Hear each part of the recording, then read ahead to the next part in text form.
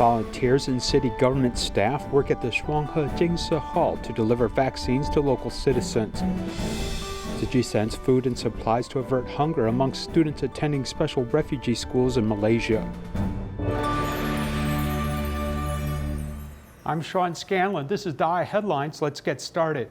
Tzu Chi Jingsi Halls have undertaken the duty of serving as community vaccination stations. Medical workers, volunteers, and public affairs departments have cooperated seamlessly for this very important public health cause. Elementary school teaching staff received the vaccine at the Shuanghe Jingsi Hall. The first such session proceeded very efficiently. When we see someone finishes registration at a computer and stands up, we stretch out our hands so the person can see us at a glance.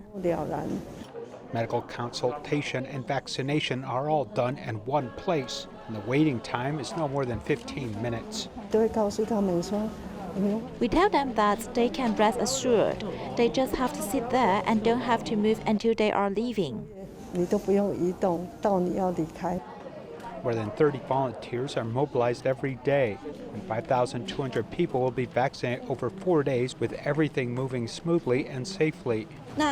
Walking into the Jingsi Hall, it feels very solemn and comfortable. We thank Tzu brothers and sisters very much for helping us new Taipei City government, faculty and staff arrange such an environment to administer the vaccine.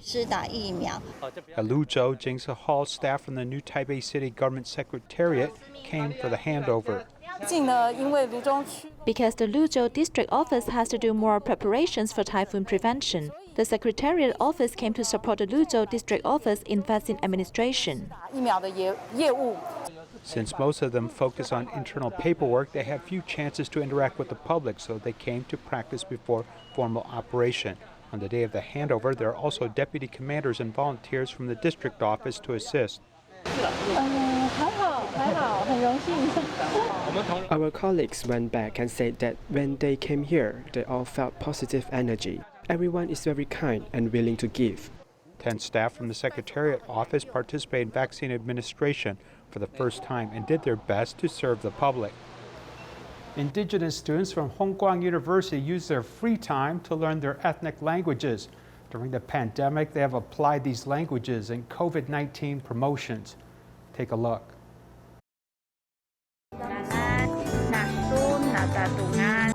Indigenous people use their own ethnic language to record COVID prevention videos. Some students wore traditional clothing and others made songs.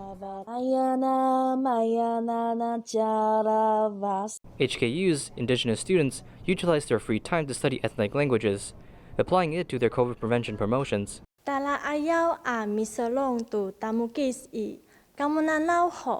Studying at the nursing department, Amish student Ling Xiaoyu recorded videos, sharing helpful tips to her parents and Amish people.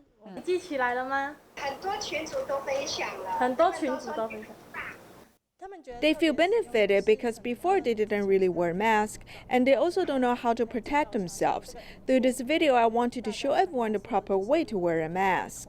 In the video, different ethnic languages are used, making it easy for seniors to understand COVID prevention methods. Some seniors living in tribes might not have quick access to COVID prevention information. Through our ethnic language, we may interact with these seniors. Reminded of their origins, these Indigenous students brought their ethnic languages to use, safeguarding seniors at their hometown. Due to COVID-19, Taiwan has stepped up the pace of vaccinations with many different vaccine options available. Some do come with side effects and warnings, amongst which is the worry about thrombosis. Follow our report as we learn more. Because she's in a category that has yet to be called up for a vaccine, she went back with her German husband and 2 children to Germany for summer vacation and the latest vaccine. On the first day, I feel so in the place where I got the vaccine, and then I couldn't lift my hands up a bit. Regarding side effects, she was a bit confused and worried like ordinary people as she was given a vaccine which has a potential side effect of thrombosis. I started to have a fever in the middle of the night, and I felt very cold all the time. because I don't have any chronic diseases and I haven't had any blood problems since I was a child. So if there are any problems and if it's really serious, I will just die. The worst would be continue living and being a burden on my family, which would make them feel uncomfortable. So far, there have been more than 400 deaths after vaccination in Taiwan. One of the side effects that many fear the most is thrombosis. When our immune system is activated, it produces antibodies that sometimes may act against our own bodies, such as fighting platelets, which may be mistaken because of the vaccine. This may be related to the ingredients in the vaccine, which may attack our platelets, which can cause thrombosis due to a drop in platelets. It usually appears in young women. The area that it usually appears are relatively unusual for thrombosis, including our abdomen, our brain, and face. Emma Koki, Executive Director of the European Medicines Agency, told the media that a responsible explanation is the immune response to vaccines for rare side effects, including thrombosis. It is because we produce an antibody against coagulation factor. This antibody has not been proved to be absolutely related to the AZ vaccine so far. So it is only regarded as a warning in the European Union. They are strict regarding the reaction related to the vaccine and whether or not you have produced this antibody with the vaccine. At present, the rare thrombosis side effects of the COVID vaccine are AC and Johnson & Johnson. The U.S. Food and Drug Administration launched an investigation into 6 cases of blind blood clots after 6.8 million doses of the Johnson & Johnson vaccine in April 2021, reviewing the risk of blood clots being very low as the vaccine is safe and effective.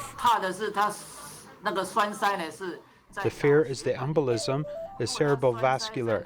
If it embolizes here, it may resemble a stroke. If it is in the internal organs like the lungs, you have difficulty breathing, chest pain, and coughing up blood.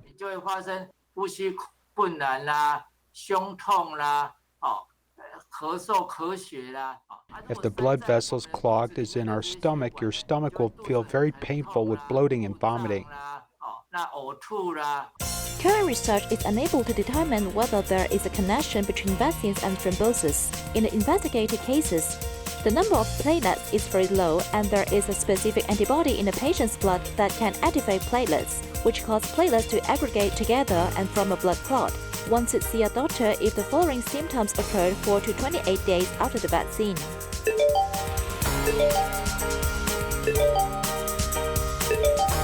The high number of deaths after vaccinations in Taiwan is very much related to the notification system. If foreign countries report adverse reactions to a vaccine, it must be identified when it is reported. Basically, no, it's impossible for the vaccine to cause death, except for early anaphylactic shock. The domestic notification system basically doesn't have an appraisal system, and as long as it is listed and reported, will be a case. Such an approach will actually confuse the public. If you are worried about side effects, you can still ask your doctor before the injection and carefully observe your own condition afterwards. The overall vaccine coverage rate must reach 60 to 70% or higher for everyone to safely return to life as normal. Since the pandemic outbreak, many restaurants have to suspend their businesses.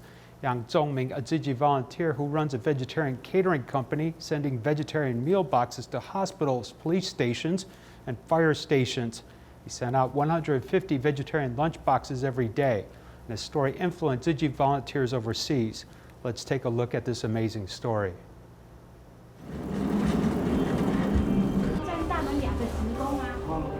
At noon, healthcare workers, who have been busily engaged in work for the whole morning, were already hungry. Delicious meals were delivered to the healthcare workers. On this day, it was vegetarian spaghetti, which was so tempting that one could smell its fragrance through the camera. The taste is also good because the green pepper tastes fresh. It's quite different from others. It is more diverse. In the pandemic, he is the one who delivers warm, delicious meals to healthcare workers. At the very beginning, this tricycle helped us a lot. You can always see it going around in the 101 business district. You may have seen these tricycle delivering meal boxes in Xinyi district. This gentleman has multiple identities. He is the owner of a trading company, a creative vegetarian businessman, and also a Tzu Chi volunteer. Back then, Tzu Chi volunteers in Gold Coast, Australia were worried about the pandemic situation in Taiwan. So some volunteers began to think of making contributions. His story mobilized Tzu Chi volunteers in Australia to donate nearly 2,000 lunchboxes to healthcare workers. The tasty lunchboxes are mindfully made with different dishes every day, and the secret to its delicious taste is here.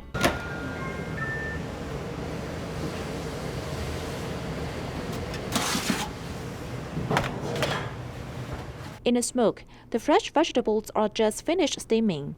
This high-end steaming oven, which costs about $18,000, is just used to make lunch boxes. But for his family and the public to eat delicious food, it's worth it. Using such a high-end oven to steam vegetables is because, firstly, the steamed vegetables are really delicious. Secondly, the nutrition can be locked inside the food. In fact, Yang Zhongmin not only makes lunchboxes for healthcare workers, he is also a member of a society in Facebook. A few years ago, the society launched an activity to allow the impoverished to eat for free. 130 catering companies responded to it, and Yang Zhongmin was one of them. It's a Xini meal. We named it like that as some people in need might be embarrassed to ask for a free meal. Holding the logo of the society, he explained the meaning of the meal. The location of his shop is in Xinyi district, which is near the 101 building. Although it is the prime area of Taipei, there are many people in need. That is the container she brought for meal. At that moment, I was asking what she wanted to eat. The scene from the security camera shows a thin woman in her early 60s coming to his shops on July the 16th to ask for a vegetarian lunchbox. She lived in Xinyi district. However, what made Yang Zhongmin feel pity was the gratefulness she sent. I asked for her line account. After she went back, she sent me a message saying that she was too hungry, that she was about to faint when she came to get the lunch. The message stated that, "You just saved my life because I felt like I was going to faint." Yang Zhongmin described that the lady spoke decently and wrote well. She looked like an educated person. But now she was so hungry that she was about to faint. It's hard to imagine her story. Seeing that scene led him to think about many things that cannot be imagined.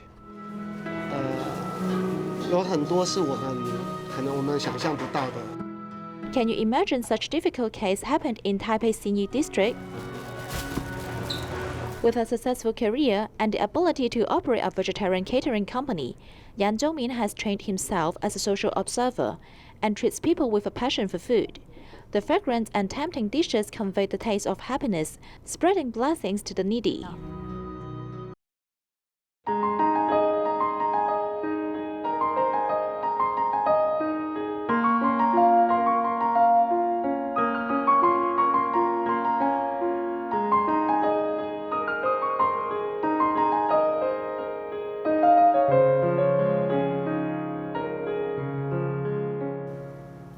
Under the movement control order, students in 2 refugee schools in Selangor and Anbang, Malaysia, are facing food shortages. Tzu Chi responded quickly by providing them with urgent food and supplies to prevent a crisis. Take a look.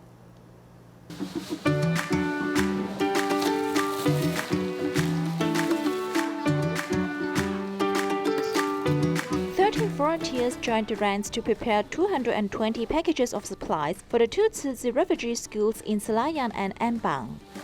We have more than 90% refugee students who are from Myanmar families, as most Myanmar students consume rice as their staple food. We will distribute 2 packs of 10 kilograms rice to each of them.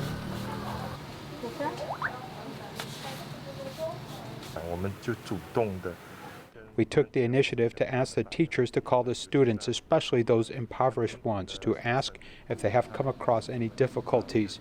Later, we found that students from more than 200 households are about to face food shortage. Refugees' life is not easy, yet it has become even worse because of the pandemic and movement control order. 1 month. Thank you. I'm very grateful for the school to distribute food and provide assistance. If I can't come to collect, our Tzu Chi volunteers will bring it to my home. To their house. I'm at the parking lot, the parking, a lot of the open parking.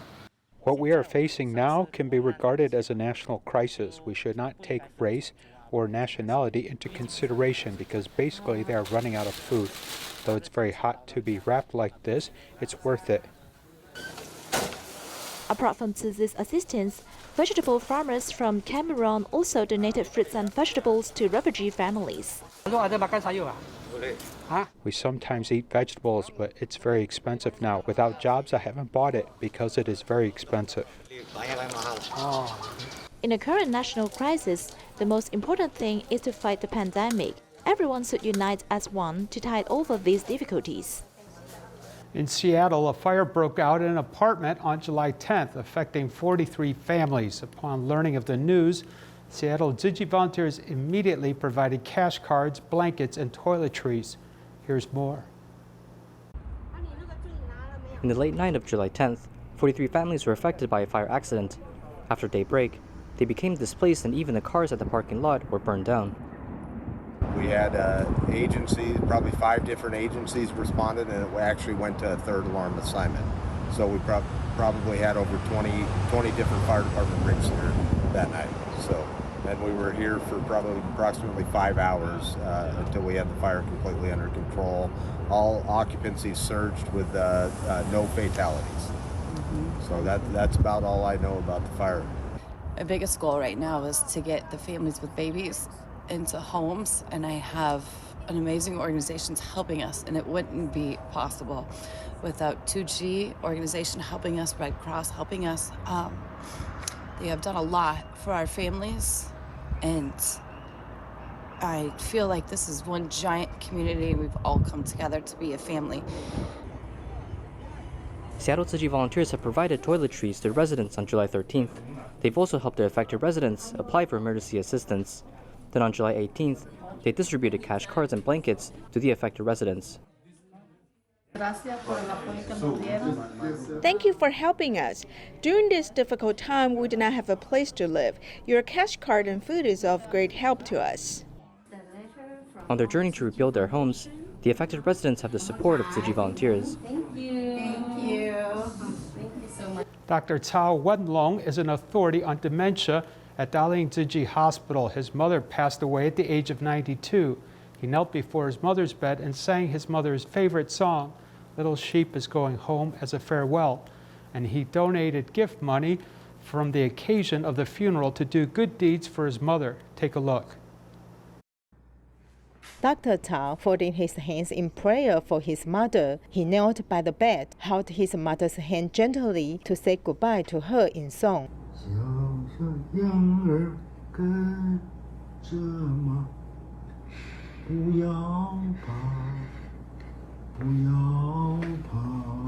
In the afternoon of July 22, Dr. Cao's mother, Fan Yilan, passed away peacefully. She was 92 years old, and her children were by her side when she passed. You have set a good example to us on taking care of our family and treating our friends with kindness. Thank you, Mom.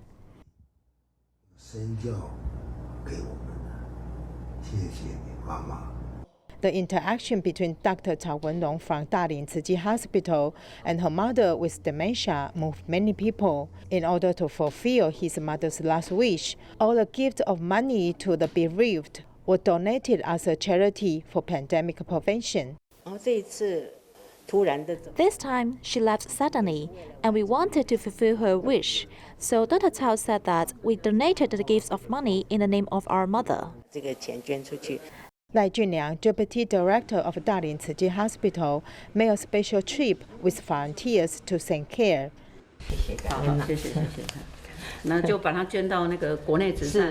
Dr. Cao's mother had passed away, and there is a bunch of pink roses which was sent by his mother's fans, hanging by the window of the empty room. The bedside lamp was still shining, making people think of his mother's smile. In Taiwan, after the pandemic outbreak, Ward 9A of Taipei City Hospital immediately became a dedicated COVID ward. The nurses were ordered to do their best to treat specially admitted patients. They treated patients like family members, and over the past 2 months, there have been many tears and laughter.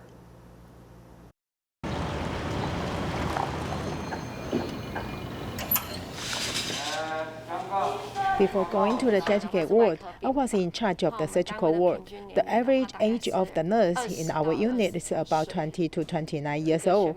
One of our nurses wrote a sentence saying that our 9A is about to enter this ward, and we will fight it without fear. Then all nurses in 9A cooperate with me to move forward. 这是一场神圣的战役，我们是站在第一线的防疫军。现无形的病毒四窜，我们收起内心的恐慌，与最亲爱的家人们做个短暂的告别，披上白色的战袍，奋不顾身地守在前线。你平常一天这样子穿梭这套衣服几次？其实基本上穿进去就尽量就不会再出来，就是大家会轮1到2次这样子。 画个爱心啊，因为有些是年纪很大的，有些看不懂字。 Once I went into one of the wards with Yi Jing, and we showed him how we wrote it behind, and then he laughed. After having such an experience once, I think he will pay attention to the back of nursing staff every time to see if there is writing. He is happy, and we are even happier. 对他们来讲，其实要在里面有笑容不容易，对不对？真的不容易。 It's really not easy because they are facing their health problem. They are also helpless. 也很无奈啊，很无助啊。 When I encountered intubation, I was very scared because there were 3 consecutive patients needing intubation in the ward. At first, we really couldn't understand what the respirator was showing. We asked a senior in the intensive care units to teach us how I should give the patient oxygen and how I should help the patient withdraw sputum with closed suction. These things were something I could not learn in the general ward before. After he taught me, I would teach another nurse, so that it will be passed on. This is what we should do. If we don't do it, no one else can do it. The younger sister in bed 252 is crying. What's up with her? She misses grandma. Grandma is under intubation. Don't be sad because your grandma started intubation yesterday and is receiving good treatment. Don't think that the virus is spread everywhere. It's not your fault. Yes, don't blame yourself. When we saw her grandma was about to receive intubation, we quickly moved her to another ward. We don't want her to see her grandma behind intubated, so she has been blaming herself since last night. After everyone knows the story behind the patient, I think the team is gelled and become more united. If we work a little harder and help them a little bit, maybe they will be able to go home every night. I have fulfilled a wish, and I think this is a great thing.